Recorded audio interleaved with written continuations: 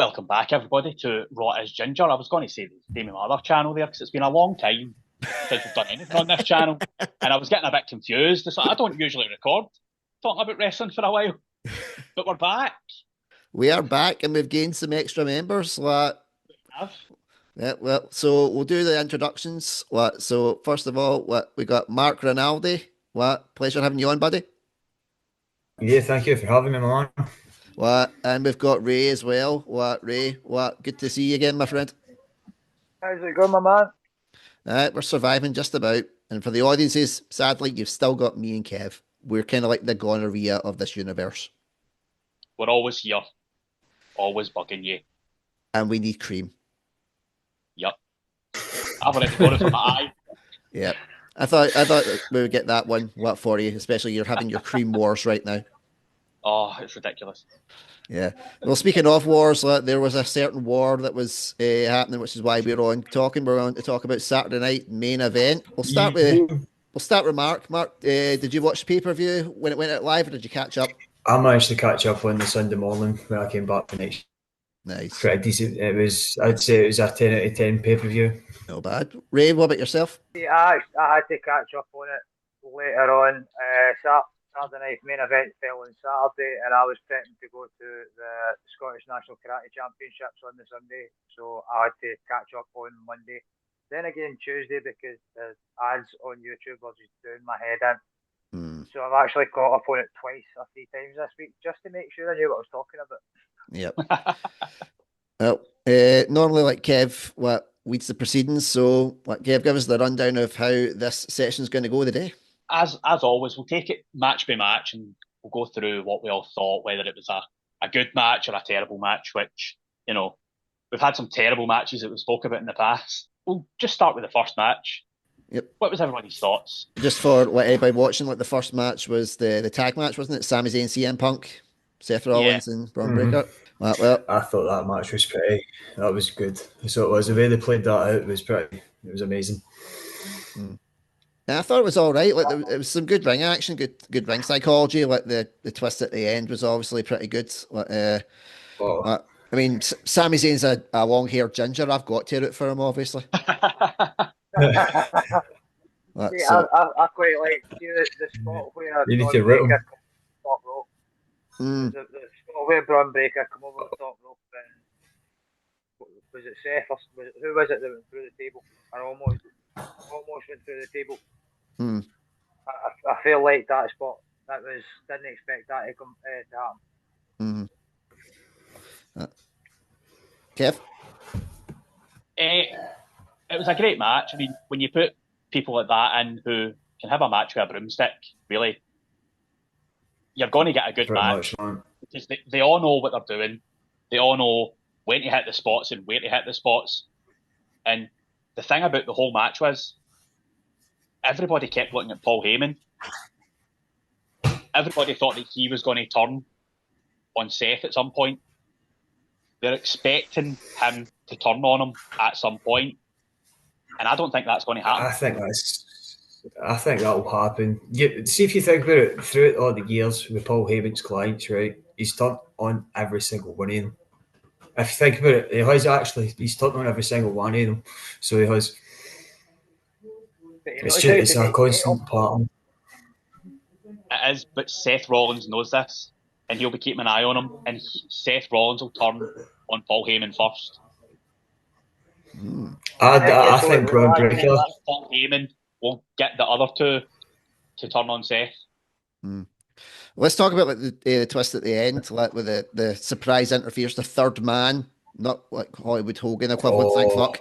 But Ray, what did you think of it? Was confused initially watching it when you seen the camera was focused on him, and it just looked like a random guy jumping in the crowd before the camera cut. And well, again, that confused me because him and Seth had a big issue back in the day, but it proves it could be a good addition to this wee team with Seth. I see. That's what I don't get. That's another thing I dislike about it, is how they got to twist this. Because do you remember a few months back, was it him squashing Seth Rollins pretty much on Raw? quite a few times. And now all of a sudden he broke his ankle. I always wanted Austin Theory, to be fair with you. I thought he would have made a great addition to join them. I think it would have been like good to elevate Austin Theory, because ever since he got eviscerated by Cena a couple of years back, his promo skills have just went downhill. So if he got him in there to kind of help build his confidence back up on the mic again, well, I think it's a good talker for him. I would agree. The thing about Austin Theory is, though, he's been buried because he was a Vince guy. Yeah, I was just about to say that then. He's been buried hefty. Until they know that Vince is completely gone and he's done his time as an under mid-card guy, then they might bring him up again. But I think it's going to be another 2-3 years before he gets anything, decent. Do you think Theory will stick around that long? He's still killing it, I think. He's got a fantastic contract for the next 2 years, so he probably will.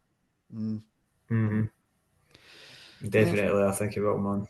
Yeah. Well, people are all talking about what the name of this faction is going to be. So, we got any suggestions for the faction name?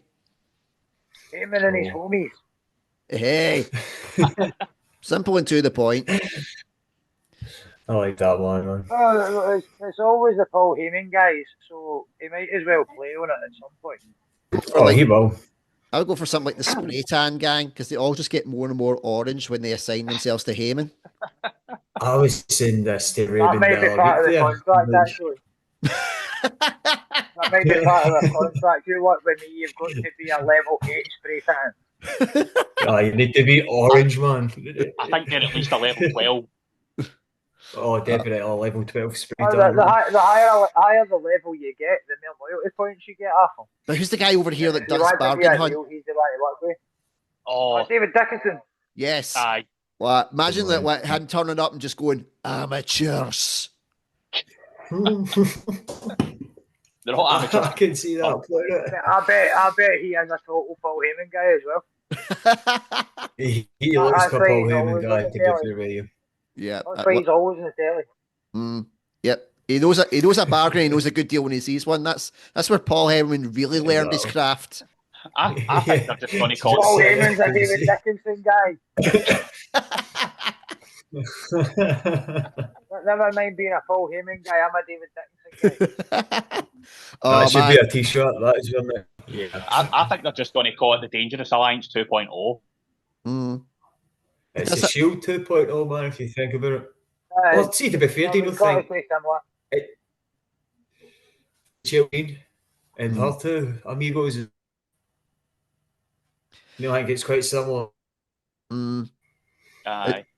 It's quite similar. Like, it'll be one of those ones that I just love it. Instead of it being like Roman Reigns v like Seth Rollins in a ring, it's them over a copyright dispute for the Shield.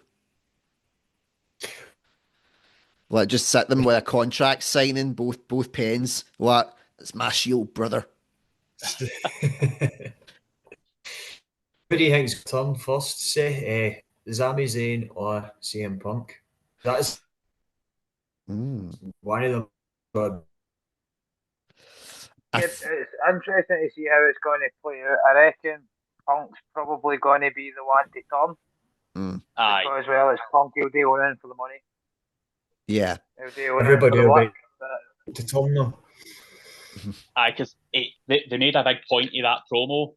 Him saying, I didn't come here to make friends, I came here to make money.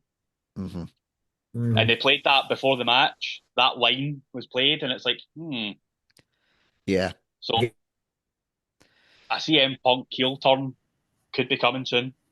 I think the ultimate thing he could do is cool. It's like he turns heel because he's in it for the money, and that's why he's going to Saudi Arabia. Aye, that'd be pretty cool, that, man. Aye, that would be the ultimate dick move.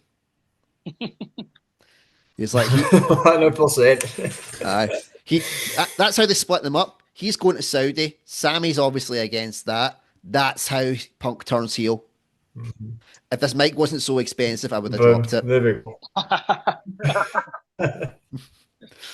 Well, right, so move on to the next match, Kev. So for anybody that is new to the channel, what was the next match on the card that night? The next match, I'd say, was probably the best one out of them all. Controversial thought, but it was Zelina Vega and Chelsea Green for the championship.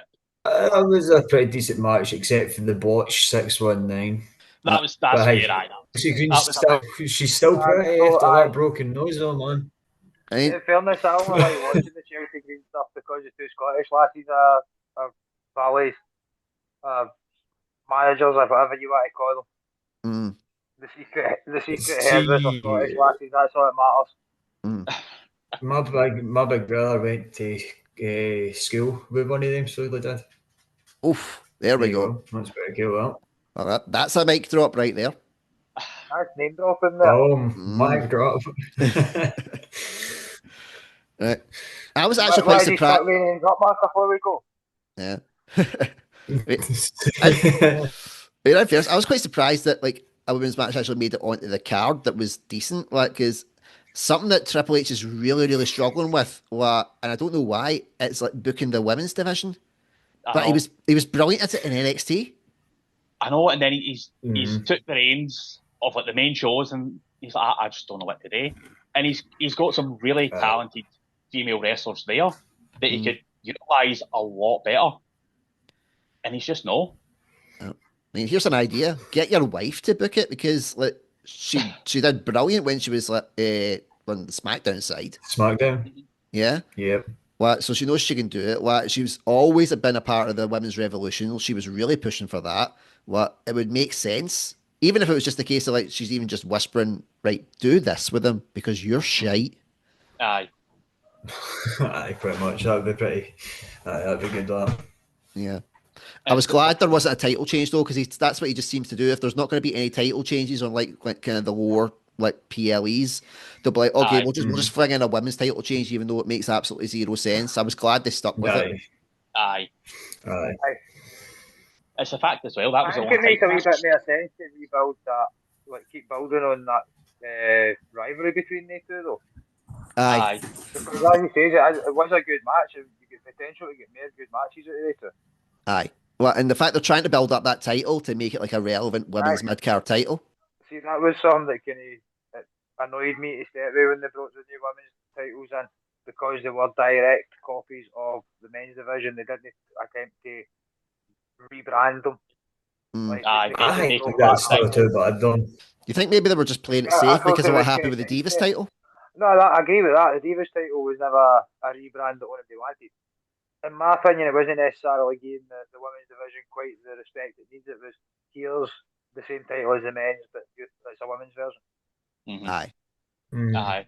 Like other companies and stuff, they've tried to come up with different names for their women's titles. Aye.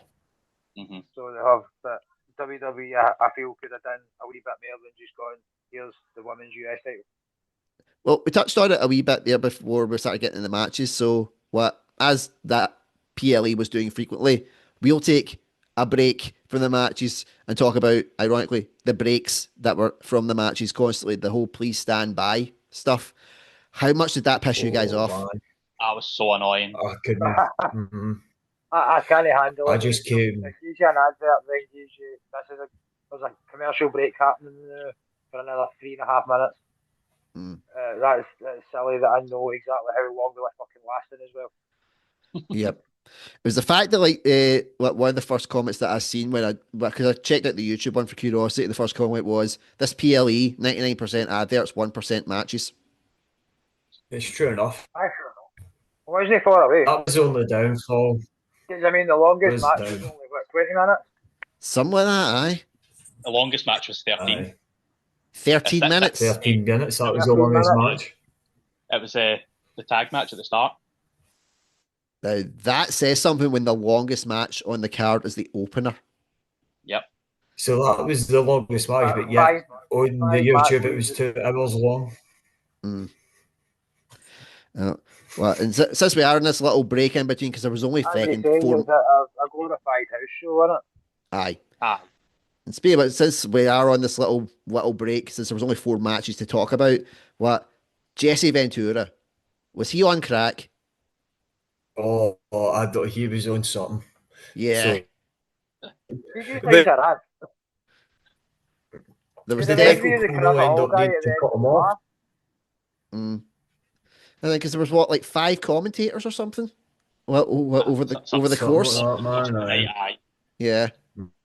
Well, wait, the thing about Jesse Ventura is, when I started watching wrestling, he was there as a commentator. He was one of the first commentators I would see. It was him and Vince McMahon. And hearing him coming back, it's like it brought back so many memories of how much of a great commentator he was, because he was a total heel, and that's what it needed then.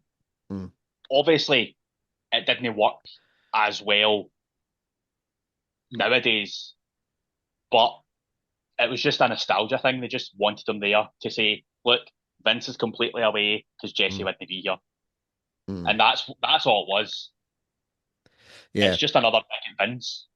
I was more panicking because, like, see, the second they got Hogan out for the next Flex one, I was like, if Jesse finds out about this, Hogan may be dead, like, on live TV. Which, in fairness, I would have paid good money for. A lot of people would. Aye, but how can I get fed up of hearing about Hogan now? Aye. I think everybody's sick of hearing Hogan aside from Hogan. Aye. Yeah. Seems like we've lost Mark to the darkness. Hogan destroyed PLE for me. Oh, Hogan definitely. Hogan destroys almost everything he touches. Ironically, aside from women.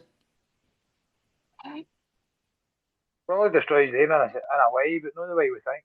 Aye. Not the way he would like to think. Psychologically, he just breaks them all down. Well, have you seen his ex?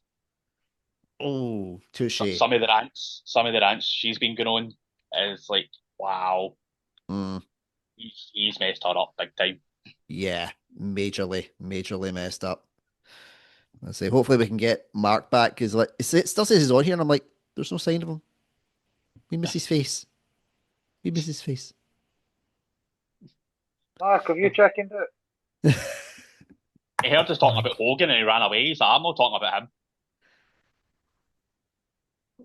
There's a green square when he bought his seat. There was a green square around the box, so it was. So there must be something. I can hear life. There we go. Hey! I had to reconnect there, lads. Sorry about that. We just thought you were doing man. We thought you were doing a silent protest against Hulk Hogan. Oh no. Is that what you were talking about, Hulk Hogan? Yeah. You done a runner because we were talking about Hulkamania. No, man. I don't know what happened there. I had to reconnect. That's all right. Well, we've got you back. We'll jump into the next match. So, Kev, for anybody watching at home, what was the next match on the card? The next match it should have been a title match. It was John Cena versus R-Truth. And I think the title should have been on the line and Truth should have got it. Yeah. For you guys that may be unaware, like, Kev has a massive hard-on for R-Truth. Who doesn't he? I wasn't saying it in a bad way. I've watched him through his career. It's like, I've watched him through his career, man. But yeah, I mean, R-Truth's like absolutely amazing. Like, if there was anybody that deserved like the Geese title shot moment, it's definitely him. Aye. Oh, he deserves the world heavyweight. I wouldn't say the WWE Championship. Yeah. No, he needs to be the guy that beats Cena. Aye. I mean, at first, like, you know, R-Truth, like, beating Cena is like the Sami Zayn beating Roman Reigns thing. It was like, the first you go, no, that couldn't happen. And then you're like, the dream must become reality. So who do you think is going to dethrone Cena? Who do you think is going to be? It'll be Cody again. Yeah, I think it'll be Cody, but I don't hope want it it's to be him. heel Cody Rhodes. I think that's the only way they could do it. He does retire with the belts. They can do it both ways. They can make Cody go heel, or they retire the belt with John Cena and just make a brand new championship and make a new history for their run in. That would be like the final nail in like the Vince McMahon coffin. which is just think about it. That would be a pretty cool way I never thought of it that way. Vince era. Think about it. That'd be pretty cool, man. I never thought of it that way. That John Cena's heel turn was totally killing the Vince McMahon era. Yeah, I'm loving John Cena's heel turn. I've seen a lot of people online That's doing a actually lot quite of an shit. interesting way to think on it. But I'm loving it because see if you think about it, he has said that he's going to ruin wrestling forever. His promos that he's cutting in the ring where he slow. I think that's pretty awesome, man. Well, speaking of ruin wrestling, he'd had a little encounter with Logan Paul, and he was in a match with a certain Jey Uso. Was that the next match that was on the card, or was my no, the next match was the steel cage, wasn't it? Steel cage. I thought I had a good segue there, but I fucked it. Did well. Steel cage match. It was my favourite, but I do understand the whole the rant about him walking out of the cage. Yeah, but that's the rules. You can win by leaving the cage. Yeah, it doesn't mean you need to climb over. That's true. You just have to leave. The door's there. The referee opens it for you. You walk out. Yeah, I mean, for me, that's my standard rules. Yeah, I mean that was my favourite match of the card, personally, because I just think Priest and McIntyre have got really good chemistry, and they work well together in the ring. It's a good ring psychology, Kiss. It's the same deal. I think Drew can have a good match with a broom now. He's that kind of guy, and I think McIntyre is being used to bring Priest up a level. Aye, and the thing is, that was a great end to that rivalry. Damian Priest done him in, walks away. That's it. Is that Damian Priest? Is he a bad guy now because they were all booing him? They were talking about that. They were talking about that, saying because the fans were chanting for him to do something else, and he ignored the fans and walked out. And that's what got the boos. So a lot of people are saying that could be potentially a double turn, and turning Drew face. And I'm like, I hope he doesn't turn Drew face, because he's on a roll right now. He's doing the best work of his career this last couple of years. He's a good character for a heel. He best plays a heel, I think. Oh, aye. Definitely best character run Drew's had in WWE. Yeah, I mean, who doesn't love an angry Scotsman? Exactly. He's setting our people back 1,000 years, but I'll take it. Right. Better than what Outlander did for Scotsman anyway. Oh man. It gave loads of people for Kilsyth a job. But now it's stopped. They're back in unemployment, so don't worry. Didn't pay that much for them. Yeah, they're turning that big Cumbernauld media studio into a job centre now. Aye. Oh man. That's what it was before. Yeah. I know. They might all the guys that were unemployed might try to do our business, try to do content creation. They'll be like, nah. Fuck off. That shit ain't for me. Yep. Well, but clearly content creation ain't shit for Logan Paul, because he's doing the title matches now, which we can now segue into. Yay! Can I just say this? I think Logan Paul was doing a tremendous job. It's for the training that he's had, for the match he's had, man, wow. It's impressive what he can do in the ring. It is something that you look at him and you're like, I wish you were shite, but you're actually really, really good. Here's a prime example. Penta, right? How long has he been wrestling for? Aye. And he's botched quite a lot. I think since he's debuted on Raw, he's botched quite a hell of a lot. Did you watch Monday Night Raw? Yes. Did you see that botch with Chad Gable? Jesus. I'm not wanting to ruin it. Aye, but see if you watch it, Chad Gable's leg was caught behind that fella's seat. I genuinely thought there was going to be a Sid Vicious leg break moment. At one point, I was like, "Oh no!" Bad. Aye, but yeah. That's what I was saying. So Logan Paul, he's pretty impressive. You need to give the respect to that boy, man.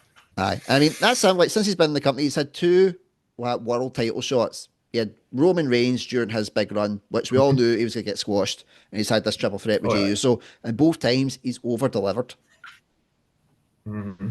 What? The same thing with AJ Styles as well. That match you had with him, that was pretty good. That new finisher that he's done as well too. Wow. Yeah. It was the triple threat was all right, but a lot of people were looking to see if just Logan Paul was going to do what he normally did and sneak it away. And then when the interference happened, I don't get it wrong. Part of me was like, I do kind of hope they do this, just because it would piss off all the yeeters. Yeah. If they'd put the belt on Logan Paul, it would have pissed off more people than that enjoyed it. Even the people that like Logan Paul, they would have been like, no, they don't want him to win the title. And I'm in that camp. I don't think they should put the main title on Logan Paul. It's not going to do anything for them. Yeah, I think just make him a copy bastard. You already do that anyway, so it wouldn't make him any worse. It would make him 10 times worse. It would make him more unbearable. I think the thing that I've noticed with it is like they're still treating that World Heavyweight title as not even like an upper. It's treating it like a mid-card belt. So if there was ever a time to put it on Paul, it would be now. To go, even if it was just like last to one PLE and gets absolutely destroyed by like somebody who can elevate the title up. I would love to see. We're going to get it to Paul. It would need to be like he wins it at the pay-per-view, then he loses it again on Monday. That's what I was just going to say. Could it be a decent a reign there? It could. Yeah, I think that would be quite cool. But then obviously we alluded to it earlier, but yeah, Cody Rhodes returned. But people are saying that this is the start of the build-up for him turning heel. Do you guys think that? Oh, I hope it happens. It could be the raging in his voice. I agree with that. I don't think he'll turn until he wins the belt. But the way the rage in his voice when he come in and says about the Cena farewell tour cruising through Rhodes country and declaring that match was happening. He's not been there for 2 months, for 3 months. We weren't expecting that. Yeah, that's true. Well, we'll need to see what happens going forward. But something I actually can't believe, we are almost out of time. Wow. Oh man. This is fucking flown by, lads. It has. This went quicker than the actual pay-per-view. You can always edit in a few commercial breaks. We'll bring up the picture of David Dickinson just saying please stand by, technical difficulties. Right. When Mark's camera lost focus, that's where David Dickinson needs to be. There we go. We've got our technical glitch. We'll just put David Dickinson over Mark Rinaldi's glitch time. Please stand by. Yeah, boy. Bargain hunt in progress. Well, it's first of all, guys, thank you so much for your first one as part of Roy's Ginger. Worries, man. Just for man. Yeah, so hopefully we'll get you on again for the next PLE. That's a good plan. Which is I'll try and get that one work live. 2 weeks. 2 weeks' time, I think. What's the next pay-per-view again? Money in the Bank? Money in the Bank. Yeah. The Saudi show. Yeah. Is that where it's taking place, Saudi? I think so, yeah. So, wow.